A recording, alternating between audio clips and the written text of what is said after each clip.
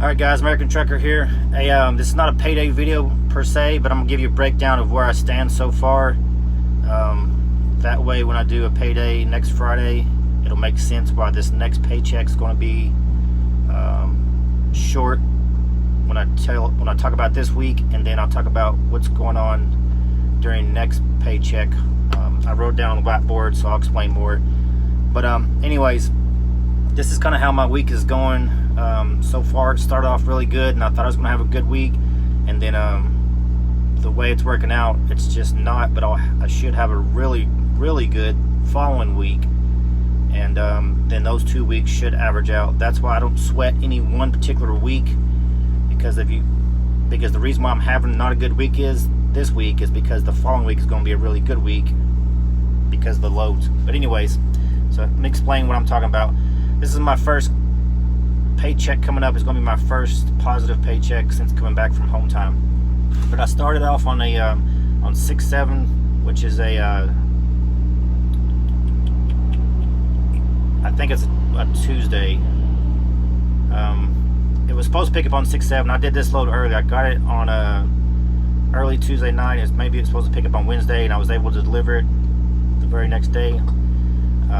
So I got this one in early. These are the dates it was supposed to pick up and deliver, but I got it early, so I was able to go ahead and pick this one up on the 8th and deliver it on the 10th, even though I got here on the 9th. I hustled and got here just trying to get it in early, but that didn't work out. I started in Carthage, Missouri. I'm trying to read this backwards.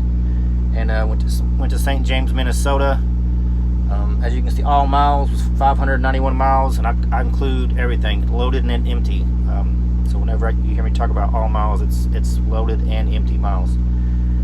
And then paid $11.61, and that come out to $1.96 per mile. Now when I do the payday video, I'll go into the breakdown, but basically, you know, I get 72% of the load here at Prime. So then next, since I was able to get off this one actually a little bit earlier than what it says here on the 8th, I got here real early on the 8th, and I was able to the same day get to,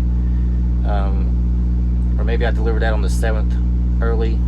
But anyways, I went to Lamar's, Iowa next, and then I was going to Lansing, Michigan, which is where I'm at currently. All miles were 941 miles. It paid $21.02, which come out to $2.23 per mile. I know these aren't stellar numbers, especially compared to a year ago, 2 years ago, and right now this video is being made in June 2023. But I mean, that's just where we're at right now. I don't. If I could get paid more and they pay me more, I would gladly accept it. But that's just where we're at. These are real numbers, so just the way it works. But I got here on the 9th. I'm delivering today on the 10th at 12:30. You know, right afternoon. But I got here yesterday. I hustled and got here yesterday trying to get in early, and I thought they were going to get me in, but they didn't. So I've spent the last 24 hours here. Matter of fact, right now it's about 18:30 p.m., 6:30 p.m., 18:30 military time. But so I got paid a little bit of detention. This one paid detention after 3 hours. So the first 3 hours, which my unload time was at 12:30. So 3:30 would be 3 hours that they don't have to pay for. But from 3:30 up until now, they're still unloading me. They've been having to pay me $50 an hour detention. And with my next load not picking up until 6:12 at midnight, then I mean, I'll take all the detention I can get. I would sit here for another 15-20 hours, if you know, whatever the max is, if I could have. So I'm in no hurry to get unloaded right now, by no means, because this is the only other way I can make money is for them to be running behind and paying me detention.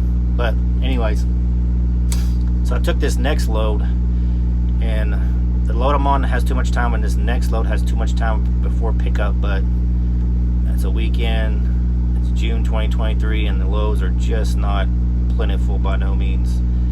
And that's just the way it goes. So this next load, so this week that's going to be it for this week, because this next load picks up midnight Sunday night or early Monday morning, whatever you're going to say, and don't deliver to the following Friday, which will go through, you know, which won't go in on this pay period here. I'm only going to get these two loads in the way it works out on this pay period. So I'm only basically going to gross 1161 plus 21, whatever that comes out to be, 3250 or something like that, somewhere in that range.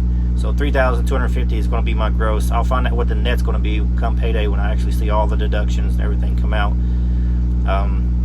But what's going to come out is the fixed cost for this week and the 2 previous weeks that I took home time, and then any fuel or tolls, or of course anything else that comes out of that check. So this is definitely not going to be a good check here. But if you look at this one, this picks up on, like I said, 612. I'm reading it backwards, and I'm going to same pickup here in Michigan. I think it's like 71 miles away. It's not that far, but and then it goes. It's got some multiple stops here. So then it goes to Oklahoma. Then I go to Texas, and then I end up in Louisiana, which is going to put me picking up on Sunday here. It's going to be all the way out till Friday. So it's 1739 all miles. So that's not hard to do spread out over these days, but it pays $44.11 money wise, and that comes out to $2.53 for all miles, which is not bad. I mean, if I could run all week for $2.53 in this economy, I'm not complaining at all. I just wish I could run more miles at that rate. Again, I don't get paid by the mile. If you're at Prime, you know that. But if you don't know, I get paid percentage of the load. I'm leased on the Prime, but if you're leasing, most people are leasing a truck at Prime, and we get paid a percentage of the load, and then our company drivers, they actually get paid per mile. And you can do either one, whatever you choose. So what that's going to do though is that's going to put me on Friday morning, I think like 2 o'clock in the morning. So that's going to put me just 2 days into the next pay period, already sitting at $4,411. So I still got the rest of Friday, Saturday, Sunday, Monday, Tuesday, and you could say a half a day Wednesday. 4 p.m.'s to cut off, 1600. That basically I still have 5.5 more days in that pay period, and I'm already sitting at $4,400 after I get through this small pay period, or the small revenue for this week. I'm gonna be at the following week. I'm gonna be at $4,400 with 5.5 days left to try to make more money. So that could be a huge pay week this week, but I need that to be a huge pay week, because when you add it to this non-huge week, terrible week pretty much, then they'll average out and the 2 weeks will come out okay. So I have more days in this pay period that I'm in right here with these 2 loads, but when it picks up Sunday and don't deliver to Friday, it's going to throw the rest of this week off. There won't be no more loads completed during this week here, if that makes sense. But anyways, bottom line is you can only do what you can do in this economy, and if you have a bad week, hopefully you're off to a good week the following week. With the load so scarce right now, then that's just that's just the way it is. But I'll give you the actual breakdown of the numbers and explain and show you what I actually netted. I can't even talk. I'm tired. What I'm trying to do is I slept most of the day today, and I'm not even up that long because I'm trying to flip my days and nights, because this one picks up at midnight, and I think each one of these deliver at like either 1 or 2 in the morning, 2 or maybe even 3 in the morning, one of these all week long. So I'm just trying to flip my schedule, and I'll just run throughout the night, deliver, and do that kind of thing.